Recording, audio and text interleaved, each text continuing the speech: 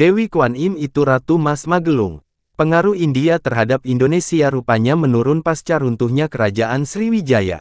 Apalagi, di panggung percaturan dunia, kekuasaan India telah mulai dikalahkan kekuasaan China. Kaisar-kaisar China dari Wangsa Mongol terus melakukan usaha penaklukan dunia. Sedangkan kerajaan besar di India semakin terpecah-pecah, sehingga sampai abad 12 Masehi, satu persatu kerajaan Hindu di India jatuh ke tangan kerajaan Islam dinasti Mogul.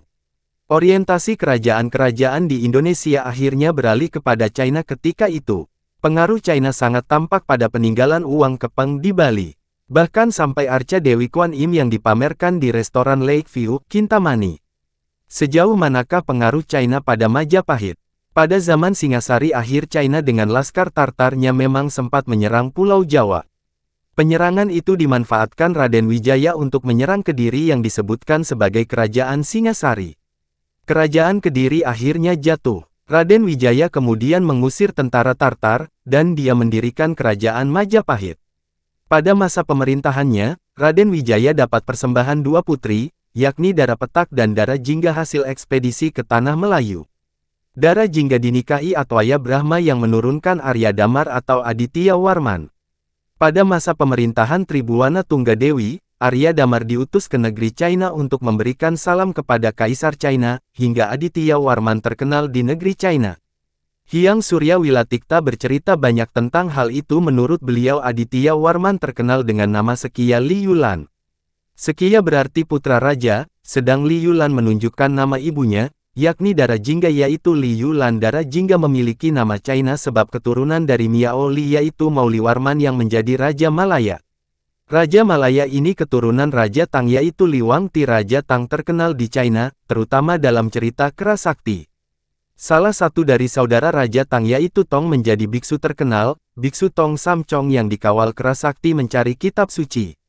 Dara Jingga atau Li Yulan atau Dewi Bulan setelah meninggal diupacarai di Bong Sita Yulan atau Setra Wulan.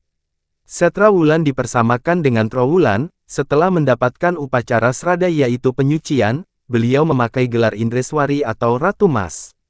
Arya Damar kemudian membuat pelinggi Ratu Mas di Besaki, sebagai Ratu Mas Magelung, hingga beliau dipuja keturunannya di Bali. Nama Ratu Mas Magelung ini mengingatkan semua pihak terhadap Dewi Kuan Im, beliau yang dalam agama Buddha disebut sebagai Awalokiteswara digambarkan memakai gelung mas. Jadi, Ratu Mas Magelung bisa juga dipersamakan dengan Dewi Kuan Im. Hal ini memang masuk akal, sebab leluhur Dara Jingga yaitu Li Yulan memang kerap ditolong Dewi Kuan Im. Dewi Kuan Im lanjut Hyang Suryo, juga disebut sebagai Putri Laut Selatan atau Nan Hai Niang Niang. Karena itu, pemujaan ini memang terus berkembang di Jawa menjadi pemujaan Ratu Laut Selatan. Di Bali, terdapat pula pemujaan Ratu Mas Magelung, Ratu Mas Maketel dan sebagainya.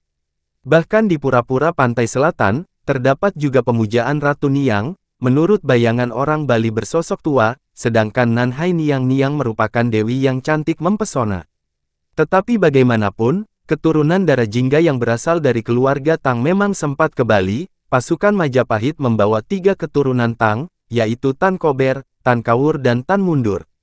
Ada lagi pimpinannya yang cukup terkenal bernama Arya Belok atau Tan Wikang. Arya Belok ternyata masih memiliki keturunan di Jawa Timur. Keturunannya menurut Hyang Suryo memakai nama Tan Bilao atau Arya Beloh, Nusa tanggal 15 Februari tahun 2003.